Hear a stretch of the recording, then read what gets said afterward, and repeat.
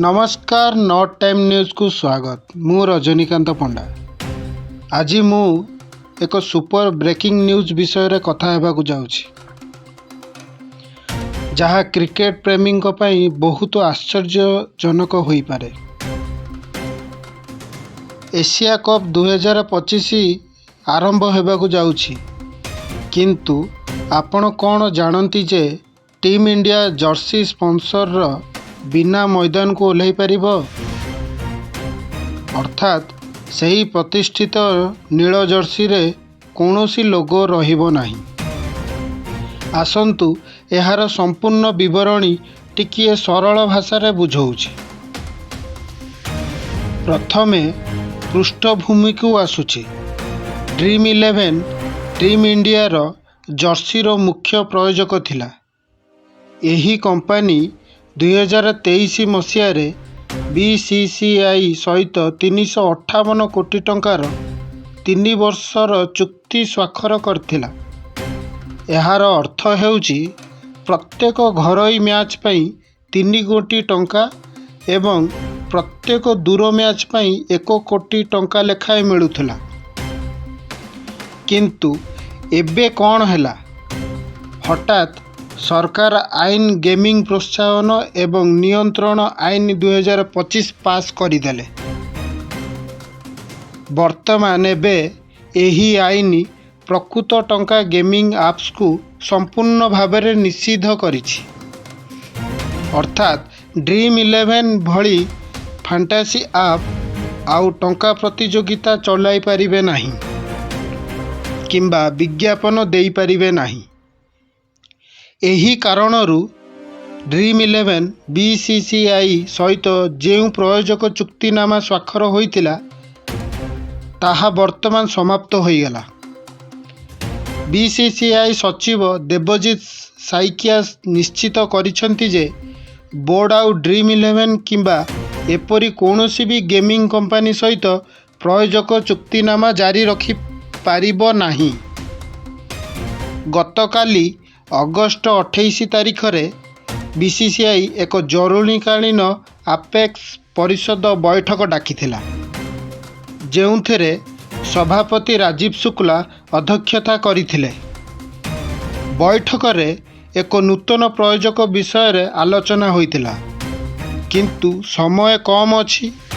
September 9 रु UAE रे Asia cup आरंभ हेउछि एवं एक नूतन प्रयोजक खोजिबा पई टेंडर प्रक्रिया, विज्ञापन इत्यादि आवश्यक हेबो, जहाँ वर्तमान पई सहज नुहे।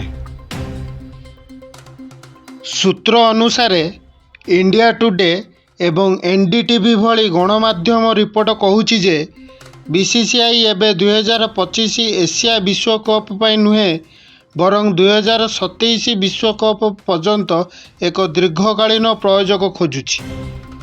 मु सीधा सीधा आपण को कहि देउछि एही खबर पूरापूरी मिछ, किंतु देखिबा को गले यह संभव होई परिबो, हेले हातरे समय कम अछि। तेणु जे सूर्य कुमार यादवଙ୍କ नेतृत्वाधीन टीम इंडिया कौनसी प्रयोजक लोगो बिना खेलिबो।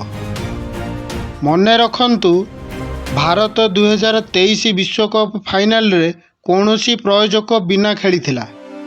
समान दृश्य एबे पुनरावृत्ति होई पारे।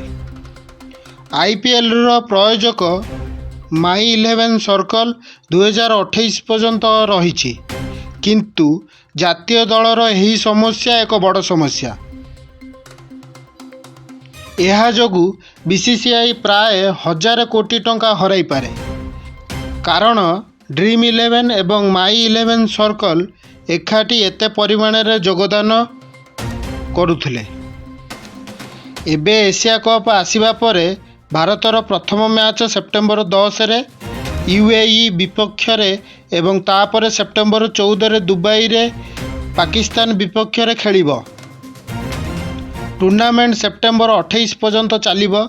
जदि कौनसी प्रयोजक न मिले तेबे जर्सी रो केवल बीसीसीआई लोगो एवं आडिडास स्ट्राइप रहिबो, कौनसी सामना लोगो रहिबो नाही।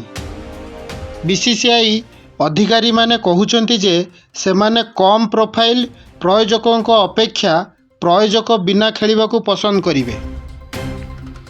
କିଛି ରିପୋର୍ଟସରେ ଟୟୋଟାର ନାମ ମଧ୍ୟ ଚର୍ଚ୍ଚା ହେଉଛି, କିନ୍ତୁ ଏହା ଏବେ ପର୍ଯ୍ୟନ୍ତ ନିଶ୍ଚିତ ହୋଇନାହିଁ। ଏହି ବ୍ରେକିଂ ନ୍ୟୁଜ୍ର ସମ୍ପୂର୍ଣ୍ଣ ଏହିପରି ଥିଲା। ଆପଣ କ'ଣ ଭାବୁଛନ୍ତି?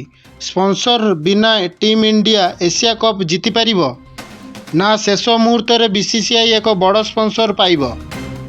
କମେଣ୍ଟ ବାକ୍ସରେ ଆପଣଙ୍କର ମତାମତ ଦିଅନ୍ତୁ। ବର୍ତ୍ତମାନ ପାଇଁ ଏତିକି ରହିଲି। ପୁଣି ଦେଖାହେବ ଆଉ ଏକ ନୂଆ ଖବର ସହିତ। ଦେଖୁଥାନ୍ତୁ ନଟ୍ ଟାଇମ୍ ନ୍ୟୁଜ୍, ପ୍ରତ୍ୟେକ ମୁହୂର୍ତ୍ତ ପ୍ରତ୍ୟେକ ଖବର।